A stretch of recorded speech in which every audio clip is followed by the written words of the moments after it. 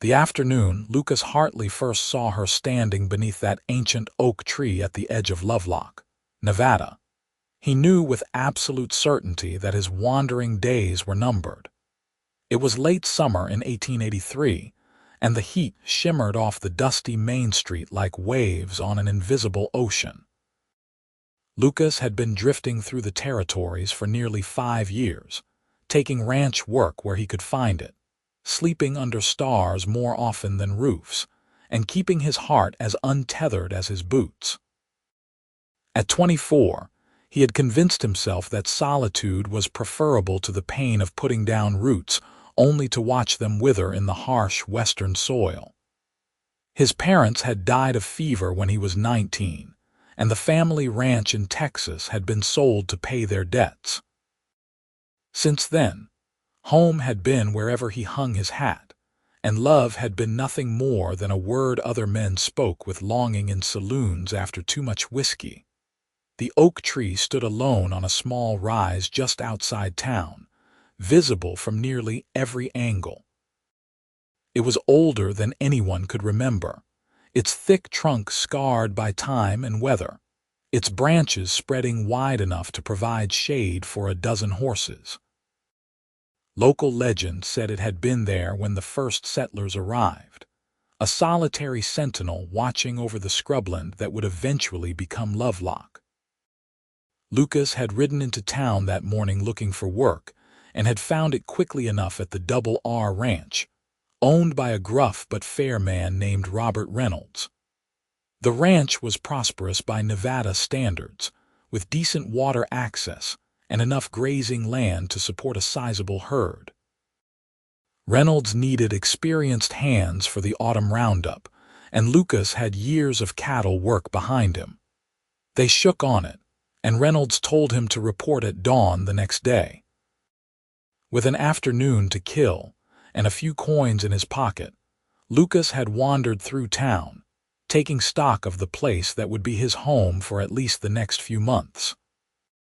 Lovelock was small but growing, with a main street that boasted a general store, a saloon, a church, a doctor's office, and a handful of other establishments. The buildings were a mix of weathered wood and newer construction, painted in faded colors that the sun had bleached to pastels.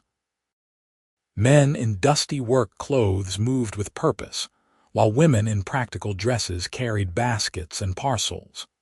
Children chased each other between buildings, their laughter rising above the general murmur of commerce and conversation. He bought supplies at the general store, exchanged pleasantries with the clerk, and learned that rooms could be had at the boarding house run by Mrs. Adelaide Foster. The town seemed decent enough, the kind of place where people minded their own business but would help a neighbor in need. Nothing remarkable, nothing that made it stand out from a dozen other frontier towns he had passed through. Then he saw the oak tree and decided to walk out to it, drawn by some impulse he could not name. The climb was gentle, the earth packed hard by countless feet and hooves over the years. As he approached, he noticed the deep grooves and marks carved into the trunk, decades of names and initials and crude hearts etched by people declaring their presence or their affections to an indifferent universe. He stood there for several minutes, running his hand over the rough bark, reading the faded inscriptions. Some were recent enough to still show pale wood beneath the cuts. Others had darkened with age, nearly invisible unless you knew where to look. There was something peaceful about the place, something that made the restlessness in his chest quiet for the first time in months. That was when he heard the footsteps behind him. Lucas turned, and his breath caught in his throat. She was perhaps 22 or 23, with dark auburn hair pulled back in a practical braid that fell past her shoulders. Her dress was simple calico in a pale blue that matched her eyes, the skirt dusty from walking. She carried a small basket over one arm, and her face was flushed from the heat and the climb. But what struck him most was the way she moved, with a kind of quiet determination that spoke of someone who knew exactly where she was going and why. She stopped when she saw him, surprise flickering across her features. For a moment, they simply looked at each other, two strangers meeting in the shade of an ancient tree. Lucas felt something shift in his chest, a sensation like a key turning in a lock he had not known existed. "I am sorry," she said, her voice soft but clear. "I did not expect anyone else to be here." "No need to apologize, madam," Lucas replied, touching the brim of his hat. "I was just admiring the tree. It is quite something." She smiled, and it transformed her entire face. "It is. I come here sometimes when I need to think. The view is peaceful." He glanced around, taking in the sweep of land visible from the rise. She was right. From here, you could see the town laid out below, the surrounding valley stretching toward distant mountains, the endless sky overhead. It was the kind of view that reminded you how small you were in the grand scheme of things, but in a comforting rather than diminishing way. "You live in Lovelock?" he asked, hoping he did not sound too forward. "All my life," she said. "My father runs the general store. I help him keep the books and manage the inventory." She paused, then added, "I am Lily Owens." "Lucas Hartley," he said. "Just rode in this morning. I will be working at the Double R." "Mr. Reynolds is a good man," Lily said. "He treats his hands fairly from what I hear." "That was my impression," Lucas agreed. He wanted to keep talking to her, to find any excuse to prolong this unexpected encounter, but he could not think of anything that would not sound clumsy or presumptuous. Instead, he said, "Well, I should let you have your piece. It was a pleasure meeting you, Miss Owens. And you, Mr. Hartley." He walked past her, heading back down the slope toward town, but he felt her eyes on him until he was halfway to the main street. When he finally allowed himself to glance back, she was standing with one hand on the tree trunk, looking out at the horizon. That night, lying on the narrow bed in the boarding house, Lucas could not stop thinking about her. It was foolish, he told himself. He had exchanged perhaps 24 words with a woman he would likely rarely see. She was probably spoken for anyway, a pretty girl like that in a small town. And even if she was not, what did he have to offer? He was a drifter with no prospects beyond seasonal ranch work. No family, no property, nothing to build a future on. But the image of her standing beneath that oak tree, the sunlight filtering through the leaves and touching her hair with gold, stayed with him like a brand. Work at the Double R started at dawn and lasted until dusk, 6 days a week. The labor was hard but familiar, ranging cattle, mending fences, breaking horses, and all the countless tasks that kept a ranch running. Reynolds was indeed a fair boss, quick to praise good work and equally quick to correct mistakes, but never cruel or unreasonable. The other hands were a mixed bunch, ranging from grizzled veterans who had been working cattle for decades to younger men still learning the trade. They accepted Lucas easily enough once he proved he could pull his weight. The first week passed in a blur of exhaustion and adjustment. Lucas fell into bed each night too tired to think, and rose each morning to do it all over again. But on Sunday, his day off, he found himself walking back to the oak tree.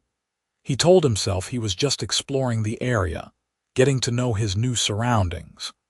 But when he reached the tree and found it empty, disappointment settled over him like a cold blanket. He had been hoping, despite himself, that she might be there.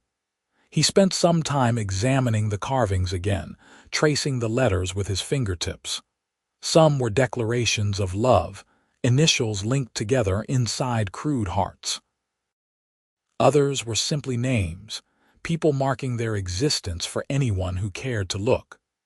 A few were dates, commemorating events or arrivals or departures. On impulse, Lucas pulled out his pocket knife and began to carve. He worked slowly and carefully, the blade cutting clean lines into the weathered bark. When he finished, he stepped back to examine his handiwork. Lily Owens, the letters were neat and clear, about 3 inches tall, carved into a smooth section of trunk at roughly eye level. He had not included his own name, had not drawn a heart or added any other decoration.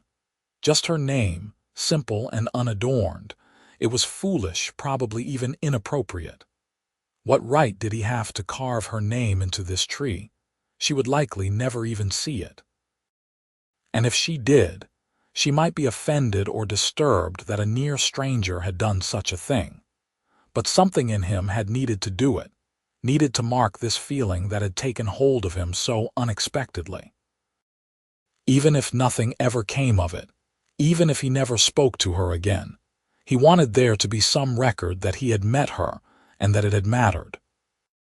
He left the tree and spent the rest of the day wandering through the countryside, trying to work off the restless energy that seemed to pulse through his veins.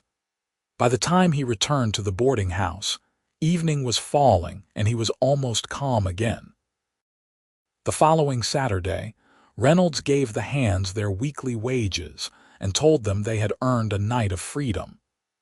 Most of the men headed straight for the saloon, eager to spend their pay on whiskey and cards. Lucas went with them, not particularly interested in drinking but wanting the company after a week of hard work. The saloon was crowded and loud, thick with smoke and the smell of spilled alcohol. Lucas nursed a beer and watched a poker game, declining invitations to join in. He had never been much of a gambler, and he preferred to keep what little money he earned. He was considering heading back to the boarding house when the saloon doors swung open and 3 men walked in. They were ranch hands from a neighboring spread, and they were already drunk, their voices too loud and their movements exaggerated. Lucas paid them little attention until he heard one of them say a name that made his head snap up. "Lily Owens is looking finer than ever," the man was saying, his words slurred. "Saw her in town today. That woman is wasted working in a store. She should be keeping some lucky man warm at night." His companions laughed, and one added, "Good luck with that. Every man in the county has tried courting her, and she has turned them all down. Ice runs in those veins, I reckon. Or she is just waiting for the right man," the first one said. "Maybe I should pay her another visit, show her what she is missing." Lucas felt his hands curl into fists. He forced himself to remain still, to keep his expression neutral. It was just drunk talk, meaningless boasting from men with more alcohol than sense in their systems. Getting into a fight over it would accomplish nothing. But the third man, who had been silent until now, said something that changed everything. "Leave her alone, Jake. Her father made it clear enough that you are not welcome. Keep pushing and you will find yourself on the wrong end of a shotgun." Jake's face darkened. "That old man does not scare me. And his daughter needs to learn some manners. A woman should not put on such airs, acting like she is too good for honest working men. Maybe she just has standards," Lucas heard himself say before he could stop the words. The saloon went quiet. Jake turned slowly, his eyes focusing on Lucas with difficulty. "What did you say?" Lucas stood, keeping his movements slow and non-threatening. "I said maybe she has standards. A woman has the right to choose who she spends time with. That is not putting on airs. That is just common sense." Jake took a step forward, his fists clenched. "And who the hell are you to have an opinion about it?" "Just someone who thinks women deserve respect," Lucas said evenly. "Even from drunk cowboys." For a moment he thought Jake was going to swing at him. The tension in the room was thick enough to cut, and several men moved back to give them space. But Jake's friend grabbed his arm and pulled him toward the door. "Come on, Jake. He is not worth it. Let us go." Jake allowed himself to be pulled away, but he pointed a finger at Lucas as he went. "I will remember you, friend. You just made a mistake." They left, the doors swinging shut behind them. The normal noise of the saloon resumed gradually, and Lucas sat back down, his heart pounding. One of the double R hands, a weathered man named Pete, clapped him on the shoulder. "That was either very brave or very stupid," Pete said with a grin. "Jake Turner is bad news when he is drunk. You watch your back around him." "I will," Lucas said, taking a long drink of his beer, but he did not regret what he had said. The thought of men like that bothering Lily, saying crude things about her, made his blood boil. Even if she never knew he had defended her, even if he never spoke to her again, he was glad he had done it. The next day was Sunday, and Lucas returned to the oak tree. This time, he brought a book he had borrowed from Mrs. Foster's small collection, thinking he might sit in the shade and read for a while. It was a pleasant way to spend a free afternoon, and if Lily happened to appear, well, that would just be a happy coincidence. He was deep into a chapter when he heard footsteps approaching. He looked up, and there she was, climbing the rise with that same determined grace he remembered. She was wearing a different dress today, green calico that brought out the color of her eyes, and she carried the same small basket. She saw him and hesitated, clearly surprised to find him there again. Lucas stood, marking his page and setting the book aside. "Miss Owens," he said, touching his hat brim, "seems we have the same taste in Sunday retreats." "Mr. Hartley," she replied, a smile playing at the corners of her mouth. "I did not expect to see you here again. I hope I am not intruding. It is a fine spot for reading." "Not at all," she said, coming closer. "What are you reading?" He showed her the book, a collection of poetry by Whitman. She looked surprised. "I would not have taken you for a poetry reader," she said, and there was no mockery in her voice, only genuine interest. "Most people would not," Lucas admitted, "but my mother loved poetry. She used to read it aloud in the evenings. I guess it stuck with me." "That is lovely," Lily said softly. "My mother passed when I was 12. I still miss her voice reading to me at night." "I am sorry for your loss," Lucas said, meaning it deeply. They stood in silence for a moment, a shared understanding passing between them. Then Lily said, "Would you mind if I sat for a while? I promise not to disturb your reading." "I would be glad for the company," Lucas said, perhaps a bit too quickly. She settled onto the grass, arranging her skirts modestly, and he sat a respectful distance away. For a while, they were both quiet. She took some mending from her basket and worked with quick, efficient movements, while he tried to focus on the words in his book. But he found himself reading the same lines over and over, too aware of her presence to concentrate. Finally, she broke the silence. "You defended me last night." Lucas looked up, startled. "How did you know about that?" "This is a small town, Mr. Hartley. Word travels fast. Mrs. Patterson was in the saloon serving, and she mentioned it to Mrs. Foster this morning at church. Mrs. Foster told my father when he came to inquire about a room for a traveling salesman. My father told me." She set down her mending and looked at him directly. "Thank you. Jake Turner has been making a nuisance of himself for months. It was kind of you to speak up, especially since we barely know each other." "It was nothing," Lucas said, uncomfortable with her gratitude. "No man should speak about a woman that way." "Many men do, though," Lily said. "And most other men say nothing, so it was not nothing to me." Their eyes met and held. Lucas felt that same sensation as before, like something inside him was shifting, rearranging itself into a new configuration. "May I ask you something?" Lily said. "Of course." "Why did you come back to this tree today? It cannot be just for the reading spot. There are plenty of places to sit with a book." Lucas considered lying, giving some casual excuse, but there was something about her directness that deserved honesty in return. "I was hoping I might see you again," he admitted. She smiled, a full, genuine smile that made his chest tighten. "I was hoping you might be here," she said quietly. They talked for hours that afternoon, conversation flowing easily despite their short acquaintance. She told him about growing up in Lovelock, about helping her father in the store after her mother died, about the dreams she had once had of seeing more of the world but had gradually set aside as the years passed. He told her about his childhood in Texas, about losing his parents and his home, about the 5 years of drifting that had followed. "Do you ever want to settle down?" she asked at one point. "Or do you prefer the wandering life?" "I thought I preferred wandering," Lucas said slowly.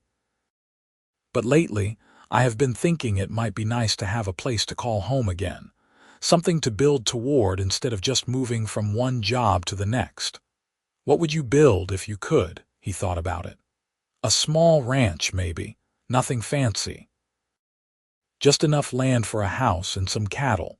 A place where I could put down roots, start a family eventually, have something to pass on." "That sounds like a good dream," Lily said softly. The sun was sinking toward the horizon when they finally parted ways. Lucas walked her back to the edge of town, both of them reluctant for the afternoon to end. "Will you be here next Sunday?" she asked as they reached the main street. "If you will be," Lucas said. "Then I will be," she promised. He watched her walk away, disappearing between the buildings toward the store where she lived with her father. His heart felt too large for his chest, and he could not stop grinning like a fool. The week that followed was the longest of Lucas's life. Work at the ranch filled his days, but every spare moment found his thoughts drifting to Lily. He replayed their conversation over and over, analyzing every word and smile, wondering if she was thinking about him too or if he was building castles on sand. On Wednesday, he rode into town with Pete to pick up supplies for the ranch. As they loaded bags of grain and other goods onto their wagon, Lucas caught sight of Lily through the window of the general store. She was helping a customer, her movements efficient and graceful. As if sensing his gaze, she looked up and their eyes met through the glass. She smiled and gave him a small wave. Pete noticed and chuckled. "So that is how the wind blows. I wondered why you were so eager to volunteer for the supply run." "It is not like that," Lucas protested, but his friend just laughed. "Son, I have been around long enough to recognize a man in love when I see one. And Lily Owens is a fine woman. You could do a lot worse." "It is too early to be talking about love," Lucas said, but the word resonated in his chest like a bell.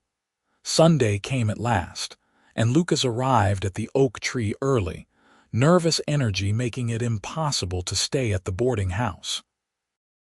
He paced beneath the branches, rehearsing things he might say, then discarding them as too forward or too dull.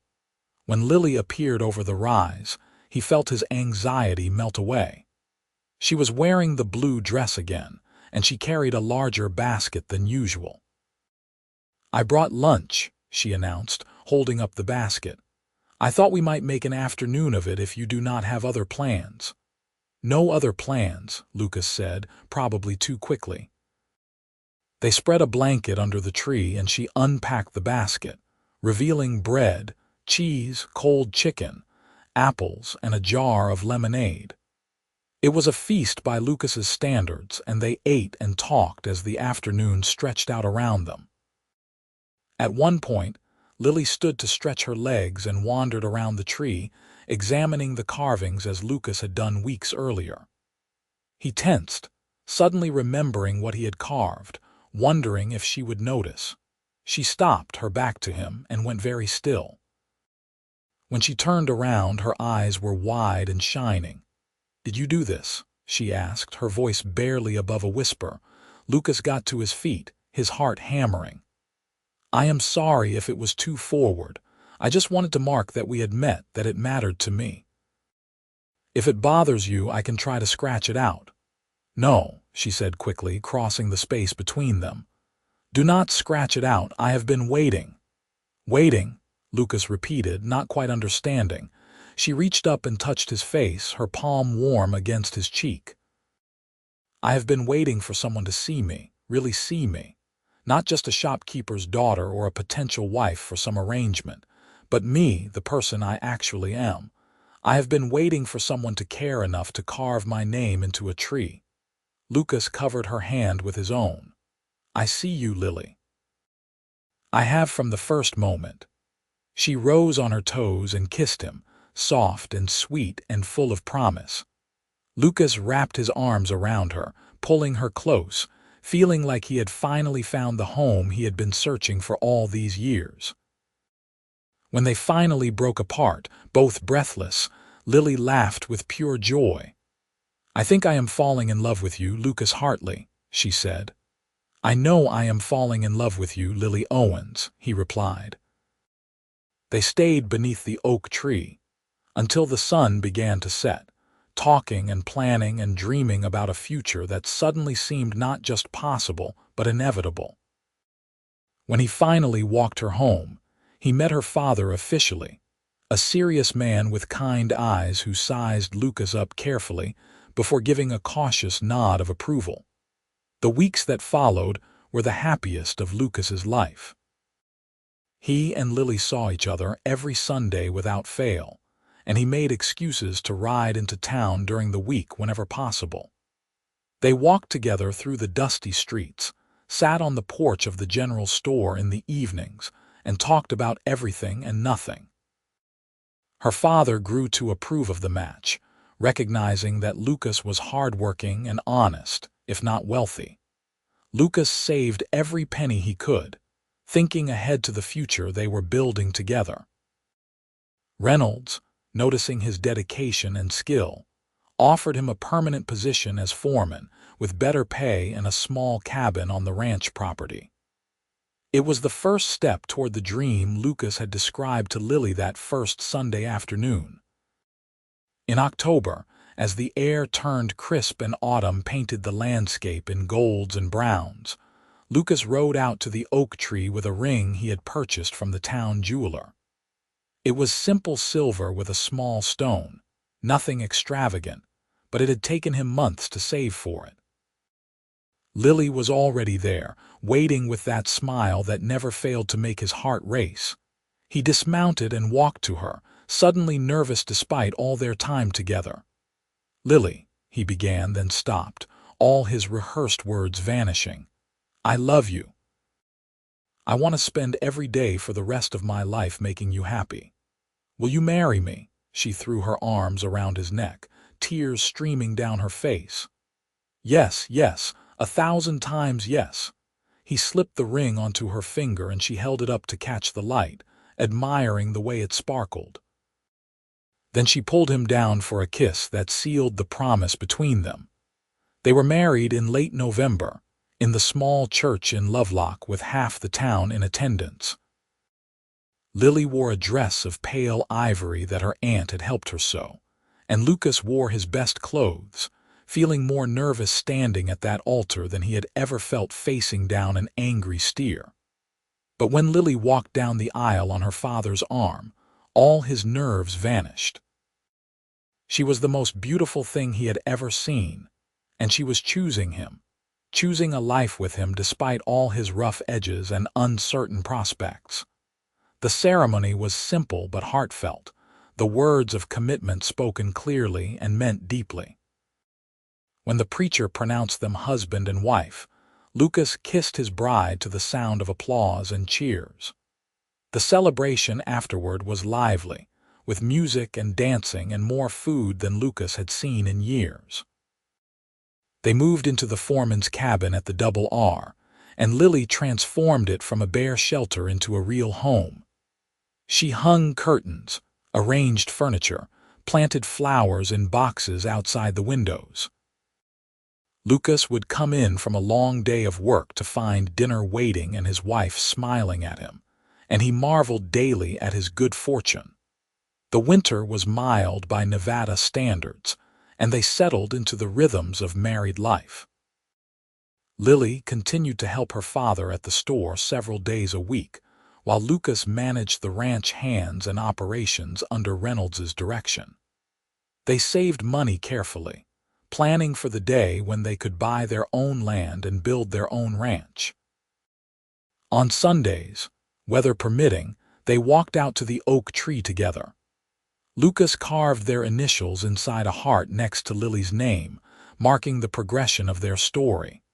They would sit beneath the branches and talk about their dreams, holding hands and watching the sky.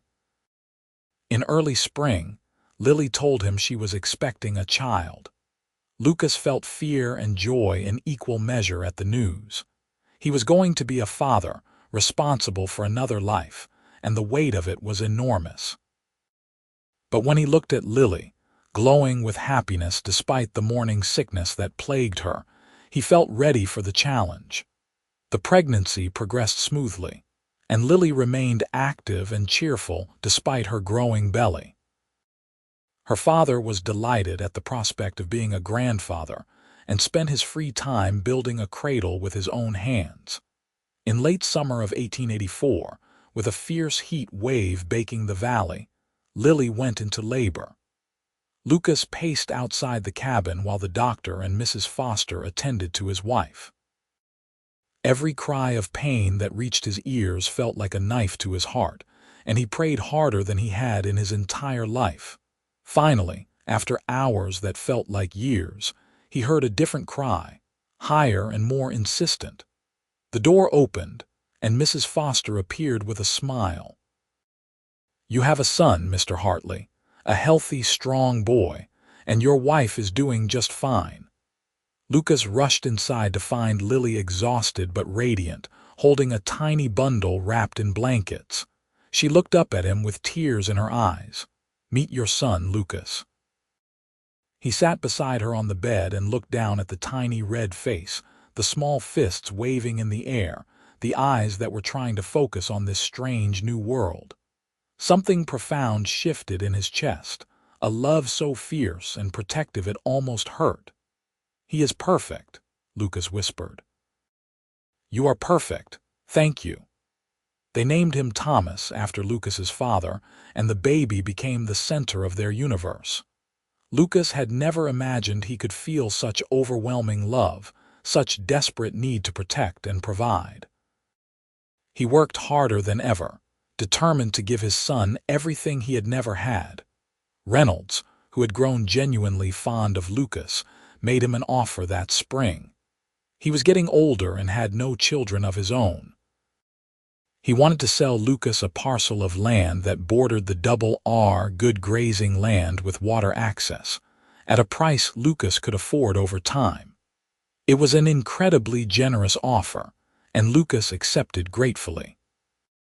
Over the next 2 years, while continuing his work as foreman, Lucas built a house on his land. It was modest but solid, with 3 bedrooms and a wide porch where you could watch the sunset. Lily helped with every decision, choosing colors and layouts, making it truly theirs.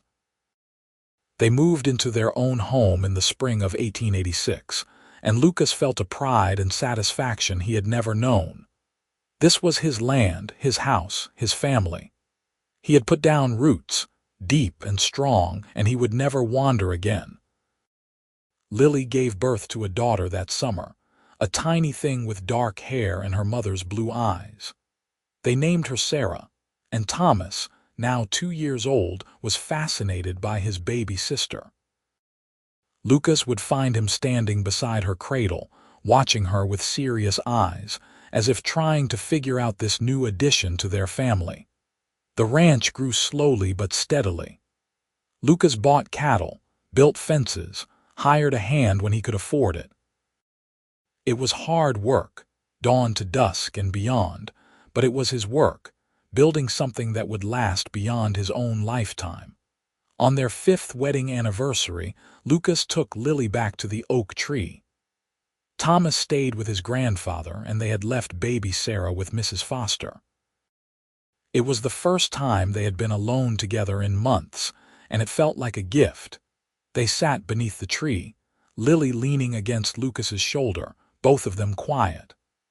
The carvings on the trunk had weathered but were still visible, a record of their story. "Do you remember the first time we talked here?" Lily asked. "Every detail," Lucas said. "You were wearing that blue dress and you looked surprised to see me. I thought you were the most beautiful thing I had ever seen." "I thought you were handsome," Lily admitted. "But more than that, you looked kind. There was something about your eyes. I wanted to know you." "Best decision I ever made coming up to this tree that day," Lucas said. "Best decision I ever made coming up here when you were here," Lily countered. They sat in comfortable silence for a while, then Lily said, "I have been thinking about something. That day we first talked, you mentioned having a dream of a ranch and a family. Have you got that now? Is this what you wanted?" Lucas considered the question seriously. He thought about the struggles and hardships of the past 5 years, the backbreaking work and sleepless nights and constant worry about money. He thought about the droughts and the sick cattle and the fence that kept falling down. He thought about the times he had been so tired he could barely move, so worried he could not sleep. Then he thought about waking up next to Lily every morning, about Thomas's laugh and Sarah's tiny fingers gripping his thumb, about sitting on his own porch looking at his own land, about the deep satisfaction of building something that mattered. "It is better than what I wanted," he said finally. "Because I did not know enough to want all this. I thought I just wanted land and cattle, but what I really wanted was you and this life we have built together. You are my dream, Lily. You and our children and this feeling of belonging somewhere." She turned and kissed him, soft and sweet. "You gave me my dream too. I thought I wanted adventure and excitement to see the world beyond Lovelock. But what I really wanted was to be truly seen and loved by someone who chose me for who I am. You did that, Lucas, from the very first day." They stayed at the tree until the sun began to set, making plans for the future, talking about adding on to the house and maybe getting some horses to breed and sell. When they finally headed back to town to collect their children, they walked hand in hand, their fingers intertwined. The years continued to pass, bringing their share of joys and sorrows. Lily's father passed away peacefully in his sleep in 1888, leaving the general store to Lily.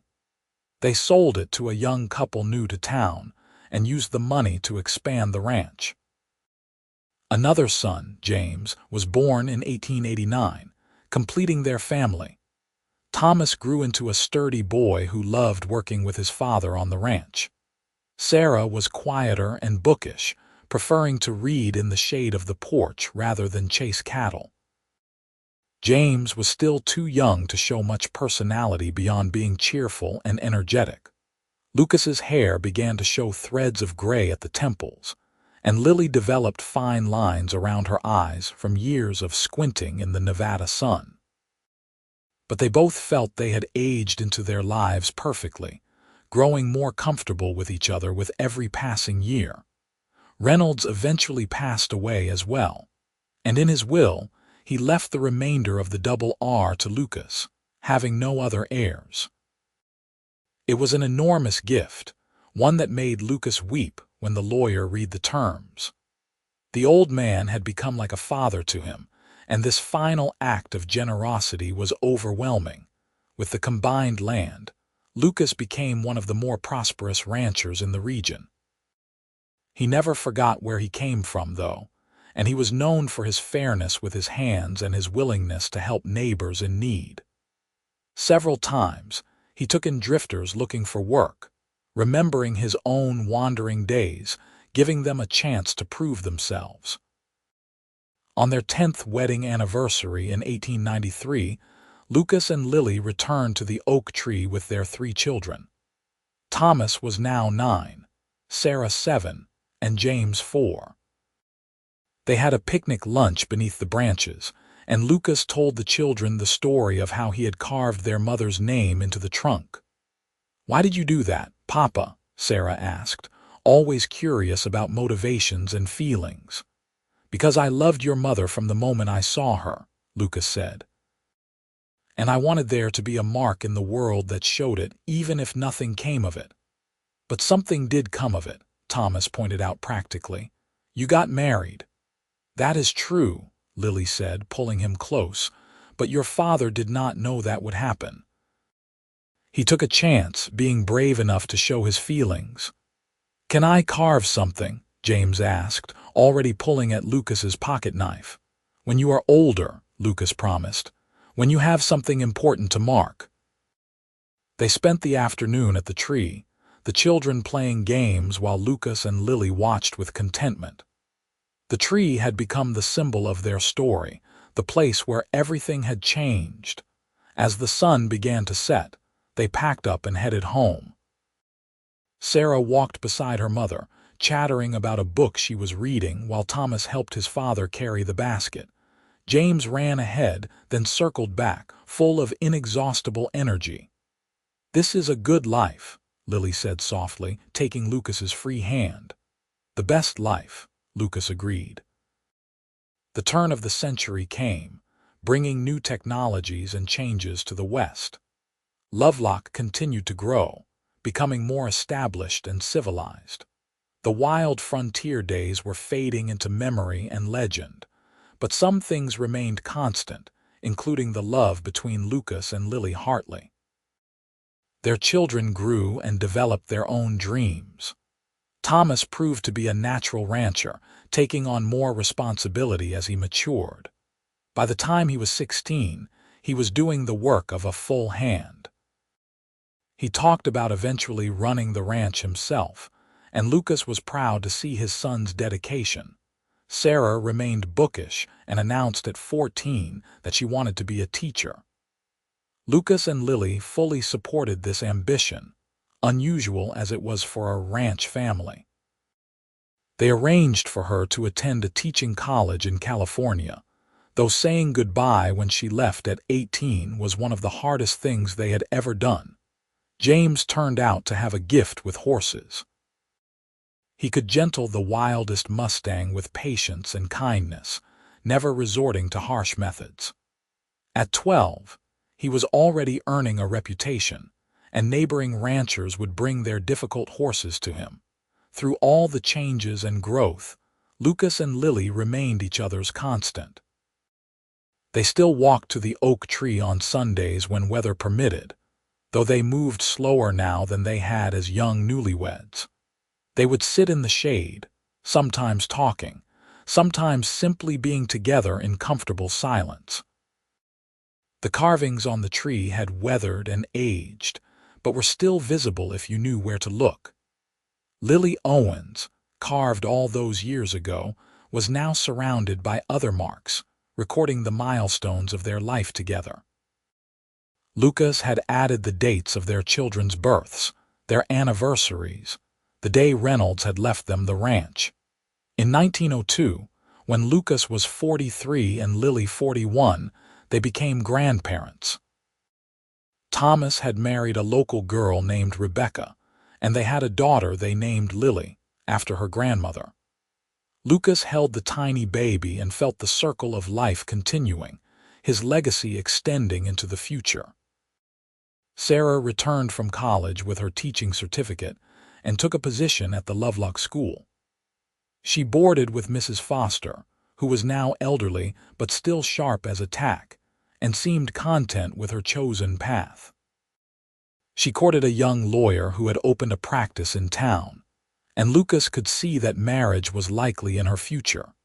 James, at 13, was already being approached by ranchers wanting to hire him to train their horses. Lucas built him a proper training corral and helped him start what would become a thriving business.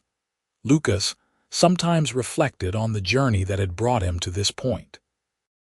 If someone had told that restless 24-year-old drifter that he would one day be a prosperous rancher with a wife he adored and 3 successful children, he would not have believed it possible. Life had given him gifts beyond his wildest dreams. The oak tree remained central to their story. When Rebecca asked Thomas how his parents had met, he brought her to the tree and showed her the carvings. telling the romantic tale of the cowboy who had loved a shopkeeper's daughter at first sight. Rebecca thought it was the most romantic thing she had ever heard. Sarah brought her lawyer, Henry, to the tree when he proposed to her in 1903. She said yes beneath the same branches where her parents had fallen in love, continuing the tradition. Their wedding was held in the church, but the reception took place on the Hartley ranch, with the oak tree visible in the distance. As Lucas watched his daughter dance with her new husband, Lily beside him with her hand in his, he felt a profound sense of peace. He had built something lasting, not just in terms of land and cattle, but in terms of family and love. His children were good people who would carry forward the values he and Lily had tried to instill. The first decade of the new century brought continued prosperity, but also challenges. A severe drought in 1904 tested everyone in the valley, and Lucas had to make hard decisions about which cattle to sell and which to try to keep alive. With the help of Thomas and their hired hands, they managed to weather the crisis, though it cost them dearly. James, at 15, proved his worth during the drought by trading work with neighboring ranches. He would train their horses in exchange for water access for the Hartley cattle, a creative solution that helped everyone involved. Through it all, Lucas and Lily remained partners in every sense. They made decisions together, supported each other through difficulties, and celebrated successes as a team.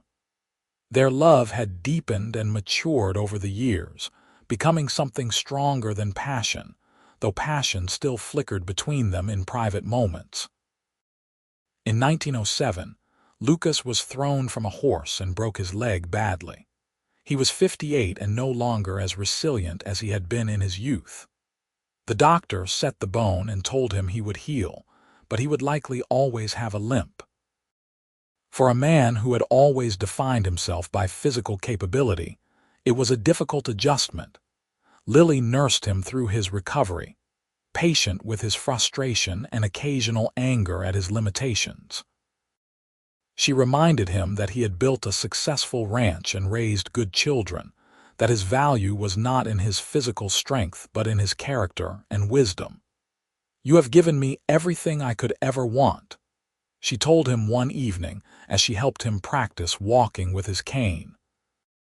"A limp does not change who you are or how much I love you." "I feel useless," Lucas admitted. "Thomas is doing all my work." "Thomas is doing what sons do, stepping up when their fathers need them," Lily corrected. "And you are not useless. You are still the head of this family and this ranch. Your knowledge and judgment are more valuable than your ability to rope a steer." She was right, as she usually was. Lucas gradually accepted his new limitations and found different ways to contribute. He spent more time with the business side of the ranch, managing accounts and contracts. He also spent more time with his grandchildren, now numbering 3 as Rebecca had given birth to twin boys. In 1908, they celebrated their 25th wedding anniversary with a party that seemed to include half the county. The ranch house and yard were full of family and friends, food and music. Lucas's leg ached from standing so much, but he would not have missed a moment of it. As the sun set and the party continued around them, Lucas and Lily slipped away to the oak tree. They had not visited in several weeks due to all the party preparations, and Lucas had missed their quiet Sundays there. They stood together, his arm around her waist, her head on his shoulder, looking at the trunk covered with carvings.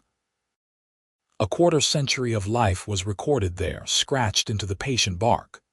"You ever regret it?" Lucas asked. "Marrying a drifter with nothing to his name?" "Not for 1 second," Lily said firmly. "You were never a drifter to me. You were a man looking for home. And I am glad you found it with me." "Best thing I ever did was carve your name into this tree," Lucas said. "Best thing I ever did was find it and tell you I had been waiting," Lily replied. They kissed, a gentle kiss full of 25 years of partnership and love.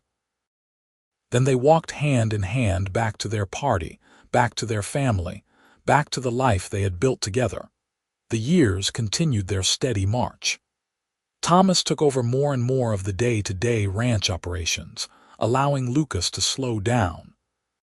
Sarah and Henry had 2 children and moved into a larger house in town. James married a rancher's daughter named Elizabeth and continued his horse training business, which had expanded to serve the entire region. Lucas's hair went completely gray, then white. His limp became more pronounced, and he relied heavily on his cane. But his mind remained sharp, and he enjoyed his role as patriarch of the growing Hartley clan. He had 7 grandchildren by 1912, with more likely on the way, and he loved each of them fiercely. Lily developed arthritis in her hands, making fine work difficult, but she remained active and engaged. She had taken up gardening in earnest, and their home was surrounded by flower beds that were the envy of the county. She said the work kept her hands from stiffening up completely, but Lucas suspected she just loved creating beauty. They still visited the oak tree, though less frequently now. The walk was harder for both of them, and they had to rest several times on the gentle slope.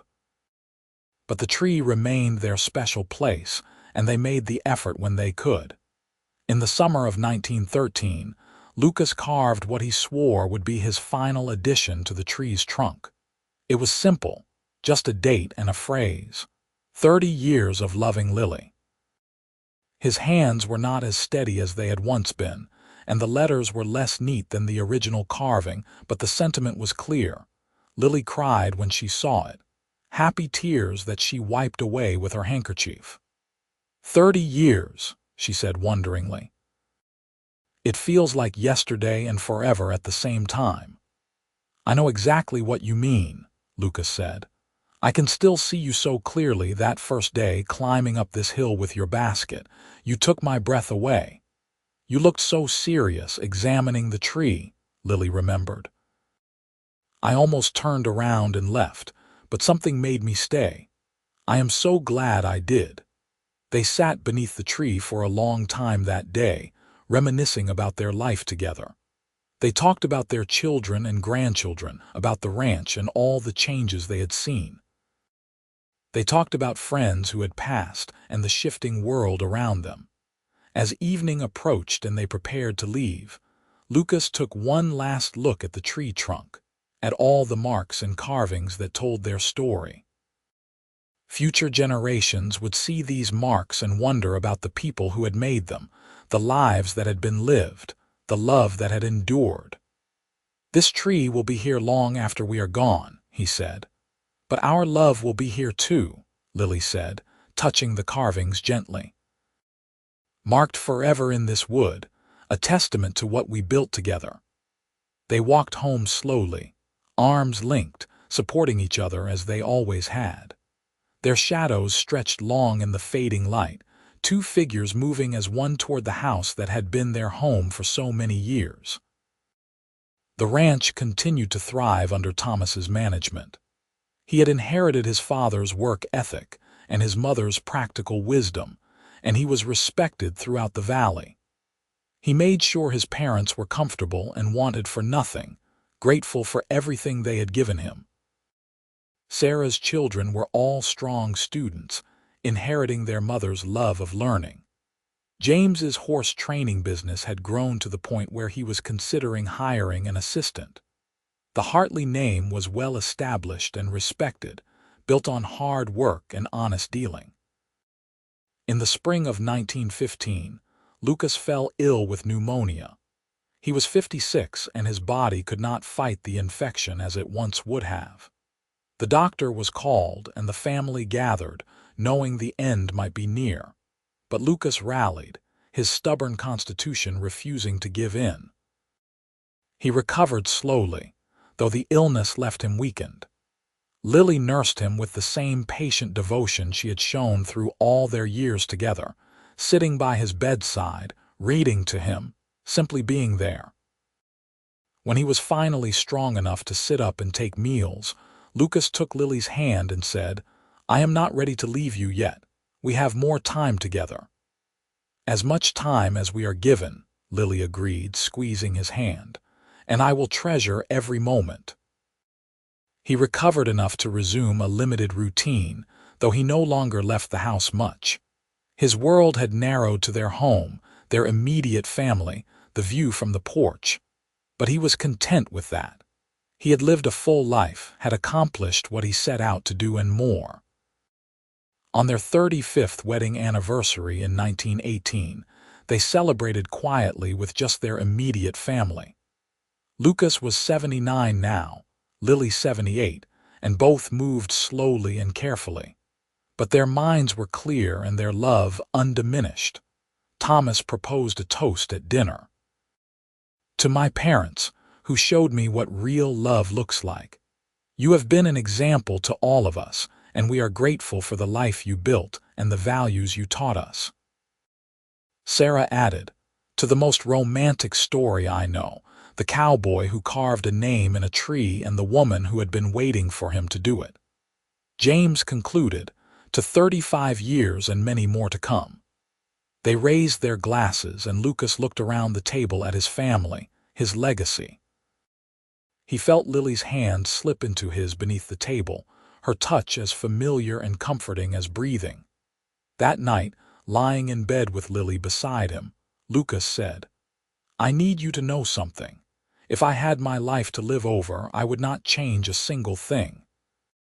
Every choice I made led me to you, and that makes every hardship worth it." "I feel the same way," Lily said. "You gave me a beautiful life, Lucas. You saw me, loved me, built a world with me. I could not have asked for more." They lay in the darkness, holding hands, listening to each other breathe. Outside, the wind moved through the trees, a sound as constant as their love. Lucas lived for another 2 years, dying peacefully in his sleep in the early autumn of 1920. He was 71 years old. The funeral was attended by seemingly everyone in the county, a testament to the life he had lived and the respect he had earned. They buried him on a rise overlooking the ranch, with a view of the oak tree in the distance. Lily stood dry-eyed through the ceremony, holding herself together with visible effort. It was only later, when everyone had left and she stood alone by the grave, that she allowed herself to weep. She returned to the oak tree a week after the funeral, making the climb slowly and with great difficulty. But she needed to be there, in the place where their story had truly begun. She stood before the trunk and traced the letters of her name, carved so long ago by a young cowboy who had loved her at first sight. "Thank you," she whispered to his memory. "Thank you for seeing me, for loving me, for giving me such a beautiful life. I will love you until my last breath." She carved her own final addition to the tree's trunk, though it took her a long time with her arthritic hands and limited strength. When she finished, she stepped back to read it. "Lucas Hartley, my eternal love, 1883–1920. She visited the tree regularly after that, weather permitting, sitting in the shade and remembering. Thomas or one of her other children would often accompany her, making sure she managed the climb safely. But they gave her space once she reached the tree, understanding she needed time with her memories. Lily lived for 8 more years, remaining in the house she and Lucas had built. She was surrounded by family, loved and cared for by children and grandchildren and eventually great-grandchildren. But everyone could see that part of her was missing, the part that had died with Lucas. She passed peacefully in her sleep in the spring of 1928, at the age of 87. They buried her beside Lucas, reuniting them in death as they had been united in life. The double headstone bore both their names and a simple inscription, "Together always." The ranch stayed in the family, passed down through the generations. The oak tree became something of a landmark, known throughout the region as the place where Lucas Hartley had carved his love's name and changed the course of two lives. Couples from town and the surrounding ranches would visit the tree, examining the weathered carvings, hearing the story of the cowboy and the shopkeeper's daughter who had found each other beneath its branches. Some carved their own names, hoping for the same kind of lasting love. The Hartley descendants maintained the tree, protecting it from harm, ensuring it would stand for generations to come. It became part of the family legacy, as important as the ranch itself. Thomas, before his own death in 1956, installed a small plaque near the base of the tree. It read, "Here, in 1883, Lucas Hartley carved the name of the woman he loved. She found it and said she had been waiting. This tree stands as a testament to their love and the family they built together. May all who visit here find the same courage to mark their love on the world." The story was passed down through the family, generation after generation. Great-grandchildren who had never known Lucas or Lily still knew their story, still understood the significance of the oak tree and the carvings on its trunk. Decades passed. The world changed in ways Lucas and Lily could never have imagined. The Wild West they had known became history, preserved in stories and museums. Lovelock grew and modernized. The Hartley Ranch adapted with the times, incorporating new techniques and technologies while maintaining the core values Lucas had established. But the oak tree remained, a living connection to the past. The carvings weathered and faded but never completely disappeared. And on the trunk, if you looked carefully, you could still make out the letters of a name, carved by a cowboy's hand in the summer of 1883. Lily Owens. It was a declaration of love that had endured for generations. A mark on the world that showed one man had seen one woman and loved her enough to leave a record of it. And she had found it and recognized it for what it was: destiny calling, love waiting, a life about to begin. Their story became the foundation on which everything else was built. Every Hartley child grew up knowing they came from love, real and true and lasting. They knew that their great-great-grandfather had been brave enough to carve a name into a tree, and their great-great-grandmother had been brave enough to say she had been waiting. The oak tree stood for more than a century after Lucas's death, strong and enduring. Generations of Hartley family members were married beneath its branches, following the tradition started by Sarah. Proposals were made in its shade. Children played around its trunk. And always, the carvings remained, a silent testament to a love that had shaped a family and touched countless lives. When the tree finally fell during a storm in 1995, felled by age and lightning rather than any human hand, the family grieved as if they had lost a relative. But they carefully preserved sections of the trunk, particularly the parts with the carvings. These were treated and protected, displayed in a place of honor at the ranch house. The largest section, containing the original carving of Lily's name and many of the surrounding marks, was mounted behind glass. Beneath it, a new plaque told the full story of Lucas and Lily, ensuring their tale would continue to be told even though the tree itself was gone. The spot where the oak tree had stood remained bare for several years, a kind of memorial to what had been. Then, in 2000, the family planted a new oak sapling in the same location. It would take decades to grow large enough to provide real shade, but that was all right. It was a symbol of continuation, of life moving forward while honoring the past. By then, the family had spread across the country and even the world. But they still gathered at the ranch for reunions, still told the story of Lucas and Lily, still believed in the kind of love their ancestors had found beneath an old oak tree. Some might say it was just a story, a romance polished and perfected over generations of retelling.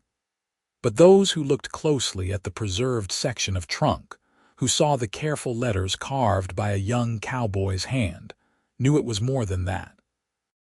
It was proof that love could be real and lasting, that two people could find each other against all odds and build something that would endure long after they were gone. Lucas had wanted to mark that he had met Lily, that it had mattered. He had succeeded beyond his wildest dreams. Their meeting had mattered not just to them, but to everyone who came after, everyone who was part of the family they had created together. And somewhere, in whatever place exists beyond this world, Lucas and Lily were together still, walking hand in hand, eternally young, eternally in love. They could look back at what they had built and know it was good. They had loved deeply, lived fully, and left a legacy that would never truly end. The story of a cowboy who carved a name into a tree and a woman who said she had been waiting would be told for as long as the Hartley family existed. It was their origin story, their foundation, their proof that love was real and worth fighting for. And in the end, that was the greatest gift Lucas and Lily had given their descendants. Not land or wealth or status, but the knowledge that true love exists. That it can be found in the most unexpected places and moments. That it can last a lifetime and beyond.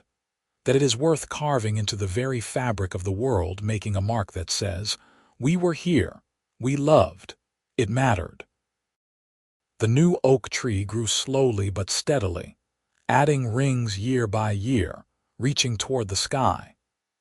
In time, it would become as magnificent as the original, providing shade and shelter for new generations. And perhaps, someday, another young man would stand beneath its branches and carve a name, hoping the woman who bore it would find it and understand. Because that is what love does. It endures. It inspires. It marks the world and refuses to be erased. Lucas and Lily had proven that, living it in their daily choices and commitments. They had shown that love was not just passion or romance, though they had plenty of both. Love was also patience and partnership, forgiveness and faith, choosing each other day after day, year after year. Their story ended, as all stories must, with death and parting. But it also never ended, continuing on in the hearts and lives of everyone they had touched. The Hartley family carried them forward, generation after generation, keeping their memory alive and their love present. And on the land where Lucas and Lily had built their life together, where they had raised their children and achieved their dreams, where they had loved each other through all the seasons of life, peace reigned. The ranch continued, the family thrived, and the new oak tree grew. Everything they had worked for had been secured. Everything they had hoped for had been achieved. In the simplest terms, they had lived, loved, and been happy. They had found each other against all odds and refused to let go. They had built something lasting from nothing but determination and devotion. They had looked at each other every day and chosen love, over and over, until it became as natural as breathing. That was their legacy. That was their gift. That was the story carved into an old oak tree by a cowboy who loved a woman named Lily Owens, who found it and said the 4 words that changed everything. "I have been waiting." And in those 4 words was contained everything that followed. A wedding and a life, children and grandchildren, joy and sorrow, success and struggle, and through it all always love. The kind of love that endures beyond death, beyond time, beyond anything that might try to diminish it. Lucas and Lily had lived that love, and the world was better for it. Their tree was gone but not forgotten. Their bodies were buried but their spirits lived on. Their story had ended but would be told forever. That was enough. It was more than enough. It was everything.